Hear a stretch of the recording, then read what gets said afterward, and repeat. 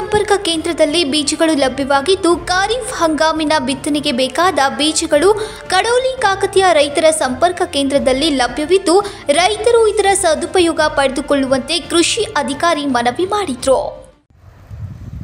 बेळगावमध्ये एक कुटुंब पद्धतीप्रमाणे अशी खरीप पेरणी करतात आणि या ठिकाणी कुटुंबासह सर्वांनी जर कामं केली तर शेतीमध्ये शेती परवडत नाही असं काही नाही। सर्वांनी एक दिलानं जर शेती केली तर आपोआपच ती परवडते। इथे बघा एक मुख्याध्यापक आहेत, एक शिक्षक आहेत आणि एक शेतकरी भाऊ आहे आणि एक पुतणे आहे। यांनी जर अशी शेती केली तर शेती परवडत नाही म्हणण्यासारखं काही कारणच नाही।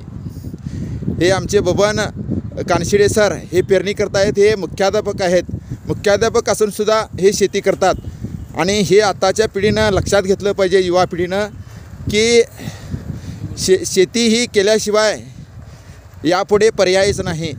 तेव्हा सर्वांनी शेतीकडे लक्ष देऊन शेती समृद्ध करावी अशी आताच्या युवा पिढीकडे एक कळकळीची विनंती आहे।